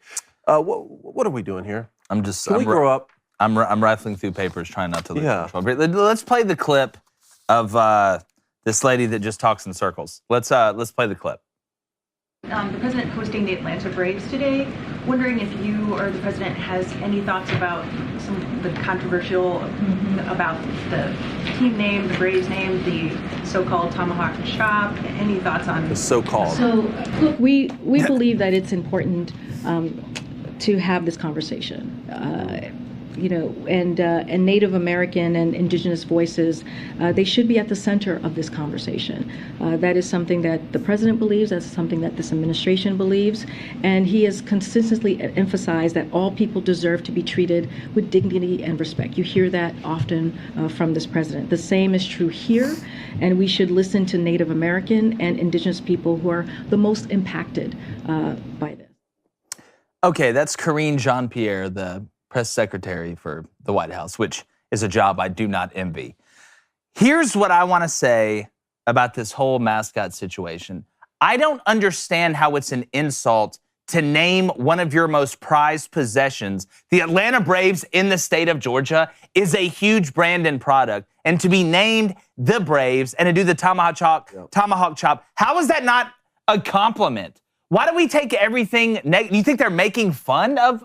I don't get this. Whether it's the Cleveland Indians, whether it's the Washington Redskins. You know what? If I'm the Braves, you know what? That's fine. We'll change our names to the Atlanta Redskin Indians. That's what I changed my name to. And it's not the so-called tomahawk chop. It is the tomahawk chop. Will y'all just leave us alone? Just leave us alone. Keep all y'all's BS over there and y'all can lie and do all your political stuff. Leave us alone. Nobody goes to a Braves game and they're like, you know what? They are just degrading the Native Americans. You know what people go to the Braves game and say? I hope Max Fried pitches well. Yeah. I can't wait to watch Ronald Acuna play. We're not going to the ball. It's not an insult to have a mascot named after. It'd be cool as hell if the Braves were the Atlanta Jakes or the brown hair, blue eyes. I wouldn't be like, oh my goodness, how oppressive that is. Hell, the Indian Stadium's nicknamed the Jake. I don't go around crying about that. Not the Jake, they're singling me out. So will y'all just leave us alone, man? Just please Leave us alone. Leave the Braves alone. Leave Washington alone. Leave Cleveland alone. Leave sports alone. Y'all pollute enough of society. Will y'all just leave us alone? What a clown question to take a page out of Bryce Harper's notebook. What a clown question. What a clown answer. What kind of answer was that? It's not an answer when you explain something to me that's not even the question of what I asked. That'd be like you asked me, Jake, how do you think Clemson's going to do this week? Well, look, first off, you need to ask Clemson. You know, out of respect for Clemson, you need to ask Clemson. Well, we need to have. How are you going to do this week? Here she is. Yeah, here we go, brother. Let's bring her in. But why? Will y'all just please? I'm asking you guys, leave us alone, man. Leave us alone. Stop trying to let guys play in girls' sports. Stop trying to take mascots away. Just leave us alone. And stop making pass interference so easy to call against the defense. Well, quit doing it. Yeah, I mean, look. Quit holding. No, you quit holding from an offensive guy? Y'all hold more in the Swiss bank account. 10 years ago, I might have said something like, well, I grew up in Georgia. I'm a Braves fan. I don't want the team to change their name. But, you know, other people's feelings, like we need to take that into consideration. Now that I understand the narrative and the agenda, I'm like, no, we're not changing the name. We're not changing the mascot. We're not going to stop rooting for the team. Like, it's just a hard no. Why is the interpretation always negative? Intent still matters. Why can't the interpretation be honoring? Like you said, we're honoring this. And I think Florida State has done a good job, too, in terms of, like, bringing in the Seminole community. Which is why the Braves have that chant, right? When Deion Sanders brought that chant over. So, to me, I'm like, no, I understand the agenda now. We're not going to be getting rid of the team name. We're not going to be getting rid of the mascot. We're not going to stop chanting for our team when they play baseball. And you can play all the power dynamics you want. But here's the game. You know, once you've erased all of the Native American mascots, 5 years later, it'll be, well, why isn't there any representation for Native Americans in team mascots? No, we're not going to play your games and we're done with it. Yeah, exactly. Just leave us alone. Y'all need to change it. All right? Y'all need to change it. First of all, how dare you? Mm-hmm. And second of all, you need to change it. I don't know what it's to, but I think it's just hilarious they're trying to change it in the first place. And I like seeing y'all getting this mad about it. It's kind of awesome. But it kind of goes back to this. You go back, well, the president said this, the president said that. The president can barely say a sentence. All right, he thinks the economy's great. All right, he thinks gas prices aren't too high. If I have to hear him saying about, well, we got 3 million jobs this, 3 million jobs this, do this Sudoku. All right, if you do that, then maybe I'll start considering listening to what you say. But this whole thing's a joke. It's just, they could do this with any team. Well, Jake, that's funny he says that because he's talking about, you know, oh, maybe the Braves should change their mascot. Because I was thinking last night, Jake, won't happen. The term Yankee is a derogatory. If y'all are offended about that, I'm unbelievable. The term Yankee is a derogatory term used by American Southerners, and they need to change their name now. Blaine. Ever. Now. Not talking about us. Don't worry about us. Huh? Don't worry about us. We're fine. I think you should change it before the World Series. Well, you know what? As well, as a person who loves Dolphins, I think Miami should change their name. If I'm how are the Dolphins not disrespected? Yeah. Let's get the Dolphins and the Bears and the Lions. Has anybody talked to a Viking lately? Y'all talking how pissed off are they? What about Eagles? Hey, get up there and ask them. Tigers? Climb up to the what cliff. About Tigers? That's a good one. You know? I mean, let's really go through it right now. What about Giants? What about Massachusetts? David, how do you feel about the New York name after you, Giants? Exactly. It's heightest, and no more sports. You're right. No more sports. No one go outside. Nope. No one go outside. No more Pro Bowl. Well, how about the University of Massachusetts? They're the Minutemen. Y'all trying to disrespect us in the bedroom? Well, they're making whoa. First of all, a minute's a long time. I mean, through the space of time, like, you know. Well, yeah. I actually think through the space of time, a minute's not a long time. It's a super long time. 2 minutes? What is time? Exactly. What is time? It's time-space continuum. Well, you know what? It's time for me to go to the board. While Blaine reads some Booster Club questions, or you can read a mailbag question. Can you read the mailbag question that they sent in about which one do you want? The Is wife? there one with like a lot of compliments in it? Because those are my favorites. There's a bunch of compliments here. The one I'm going to read that Jake's talking about is from Joe when we were having the conversation on what do guys want when they're looking for a female companion in terms of sports. Mm-hmm. Joe said there is a definitive answer here.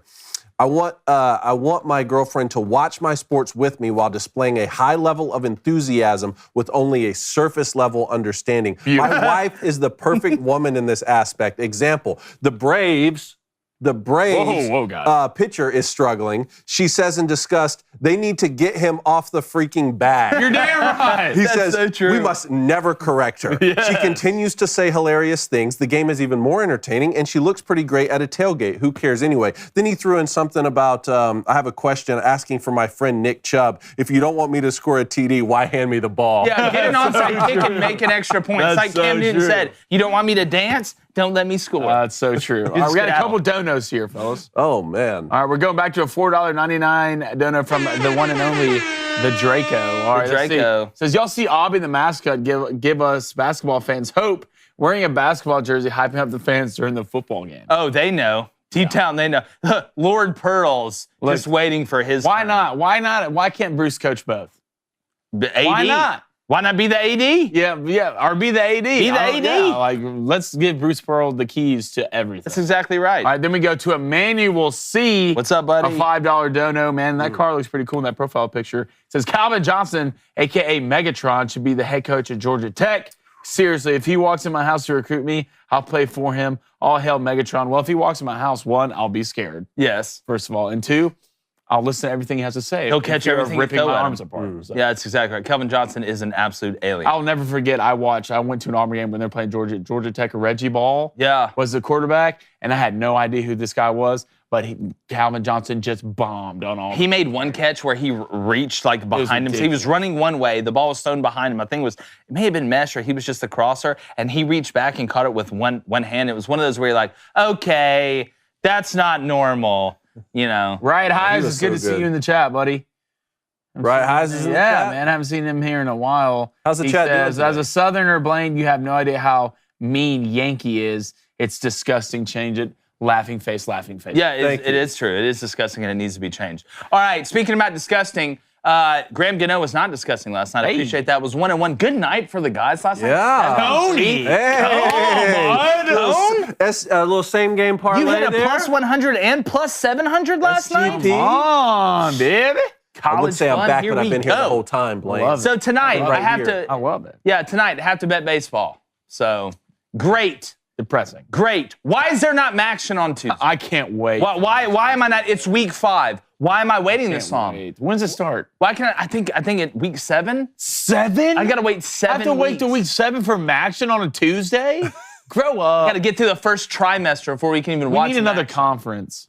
I'm learning what that stuff means, Cone. Anyways, give me the like that Reds, Pirates, Nerfy, minus 155. Almost went Reds Okay. on the money line here. Hunter Green done a really good job of shutting people down. Doesn't slinging. give up a ton of runs. Mitch Keller, Helen's older brother, except he can see and he's a real person, but is not the best pitcher. I'll go with the Reds money line. Pirates, not a ton to play for. Reds, not a ton to play for really, but Hunter Green's been pitching well, so he's got something to play for. Second one, I hate to do this, but look, it's about winning money. It's not about feelings, all right? If it was about feelings, I'd sell happiness and cupcakes. All right, so give me the Mets, minus Mets. 1.5, going off at plus Like this bet. 105. Carlos Carrasco on the mound, hotter than Tabasco in the ground. Give me the Mets minus 1.5. Okay. What do you got? I'm going to take Rangers, Mariners, Nerfy. No runs, first inning, minus 150. Robbie Ray on the mound, 3.60 ERA. Let's figure out a way to get it done. No runs, Robbie's first inning. nasty.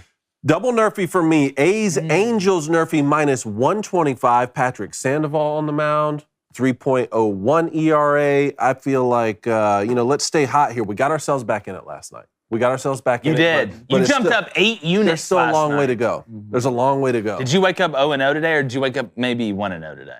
No. I'm still down 2. God, I can't That's wait the, to that's see the you. mindset. That's now. the Not even mindset? 0-0. Down 2 late in the 4th. How are we coming back? You've inspired I'm a lot just of ready people for by you that to put on that pretty Call me, that brother. So here's the scarlet. problem, though. Here's the problem, because last night, no matter how hard I tried to stay up for that 4th quarter, and I fell asleep, and I hit. You're a Papa I Bear, hit though. on the same game parlays. I'm thinking now, You got I to fall can't asleep every stay time. awake for the You got to fall picks asleep every anymore. time. If Now you I really have to care. fall asleep. Oh, you look so. How are you okay?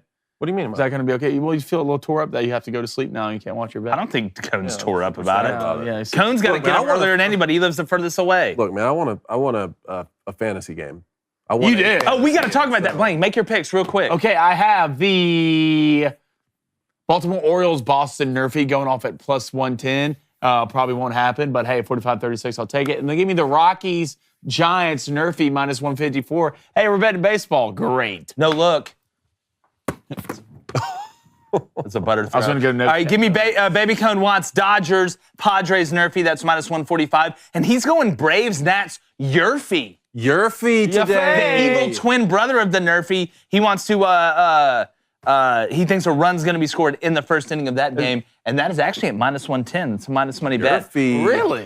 Yeah, it is. Interesting. All right, so let's go through the results from fantasy. It was a 3-0 weekend for the boys. We told you guys after the first week, fantasy football is not a one-week deal. It is an absolute marathon, not a sprint. So Blaine takes down Claven, who was number 1. He was undefeated. Get out of here. He was tied for first, excuse me. So Blaine is now 2-1. Being first, baby. All right, well, guess who's going to join you? Let's go to the next one.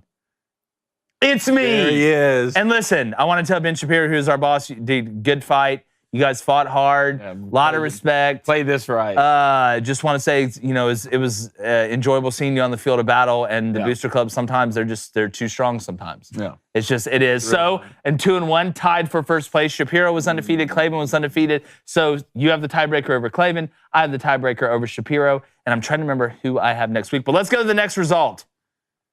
There Team Knowles went Johnny. down. Wow. Good. After a 1-0 start. I haven't seen him in the Davies chat. and Knowles. Where's Davies at? I haven't seen my Where's the tweet it. GM And I have at? to tell you something, all right?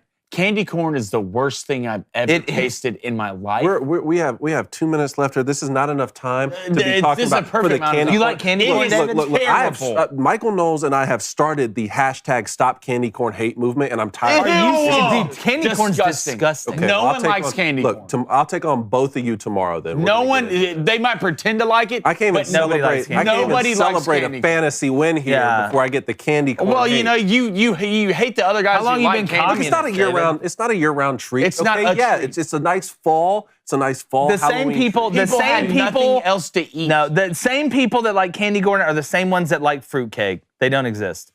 Okay, there's a line, sir, and you have crossed. After all the slander I've heard Fruitcake? about Jimmy John's, I don't want to hear about Fruitcake, lines. all the stuff. You could say a lot of things. Fruitcake. You like fruitcake and candy corn? No, fruitcake's terrible. Don't compare candy corns and fruit. Well, they're two terrible things. That's why I compared them. Candy corn. Speaking about not, Twizzlers are candy. speaking about terrible, I mean Bickley in the Morning Wire. I mean they can't score 100 points right now in fantasy. Yeah. Walsh, who did score 100, who's just got the Ravens. Hey, see, the Ravens play good. Walsh plays good. I think he dropped love a it. 139 piece, maybe 149. So again, we're for the fight for last place right now. I think what is it? Bickley in last place. I think so. Yes. Bickley in correct. last place right now. We'll see.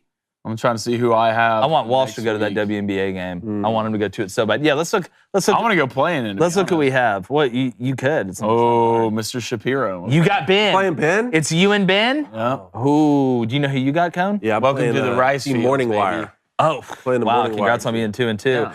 I've got Claven. And look, David's the new got Call some of Duty. glitching too. Hey, the new Call of Duty already came out, right? No, just the beta.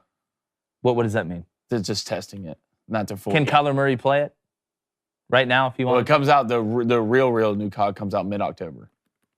Okay, so there's still time. All right, Is that your quarterback? It's Kyler Murray, yeah. Kyler Murray, like, not a great week statistically, last his week. numbers go down when new CODs come out. It's just the truth. That's so funny. Feeling great about my team though. Jalen Waddle's questionable. I'll tell you what's questionable, not his Oh wow, effort. yeah. You want to talk about questionable? Let's talk about Blaine's entire team. Yeah. Well, DeAndre parting- Swift. Poll. Yeah. Before we get on out, it's Cooper Kupp. Hey, shout out to the Booster Club. by the way. Yeah, hey, y'all did a great job today. I love all the donations, guys. We really appreciate it. Let's go. Is Cooper Rush actually a good quarterback? Yes or no? You go first, Cone. Yes, 51%. I'm going to say yes, 52%. Wow. Yes. 53. Let's go! Let's go. No. Sometimes you just got to believe more. 47%. Hashtag rush hour, Cone. I love it. Hashtag guys. rush I love hour. it. I love it Thank you. when you got your fingers on the pulse of the Booster Club. That's Good. exactly right. I mean, look, I'm basically an EMT right now. My fingers so on the pulse. Well, you know, as long as we can get Cone to admit that candy corn's the worst thing. yeah, that's we. You know, I don't think that I would have ever. a conversation I don't about think the I would future of our ever come out and friendship after that. champion candy corn. It's not like You it's just my did. favorite candy, but You it's literally because just did I that. said I don't think I would ever do that if it weren't for the fact so many people just hate on it all the time. Hate on candy corn. It's so awful. It's this. It's that. Why? Because There's it so much tastes worse. terrible, It's not- David. Bad. Licorice, I can get it. Licorice, terrible. You put a bowl of M&Ms next to a bowl of candy corn, and you even think about grabbing one of the candy corns. You need to get out. Okay, well, I didn't say I'd do that. First of all, M&M's top tier. Yeah, top top tier. tier. Pe- Peanut M&Ms or No, regular I can't M&Ms? do Peanut peanut. M&Ms I are the can't even best. decide. They're I'm not a both nuts great. guy. I can't eat nuts. Hmm? Except like if this is like barbecue almonds, like the barbecue There's almonds. a joke in there that I'm not going Oh, to make, sure. but It's I a little just hanging want you to fruit know for sure. that. But I'm saying like barbecue almonds, I'll eat. But other than the that, what? What's in The it? barbecue What? almond, The almonds? Did you say almonds? almond. Huh? No, you said almonds. Okay, well, Almonds. okay, tomato. You gotta watch out. No, it's not tomato, Almonds. tomato, it's tomato. You know, you Okay, say I'd rather Mater. get- What I'd rather- Diamond Dave say? You say Mater, I say Mater. Mater, You yeah. know, karate Diamond chop. Dave's ninja. I mean, I'd rather get that word wrong than like candy corns. Okay, well, I'm with you. All right, and that's a great place to stop. Make sure you like and subscribe. We're going to be live tomorrow as well. Tom Luganville is going to join us. We're going to keep breaking down everything in the world of sports. Major League Baseball playoffs are coming. Hockey's coming back in October. NASCAR's winding down. Got some golf, which we are going to talk. Shout out our boy Cercio. And then obviously college football and the NFL. Come on, people. Y'all know what's up. Make sure you follow us on all social media, TikTok as well. Appreciate you guys. Shout out to the Booster Club. And like the chances of candy corn ever being good, we're gone.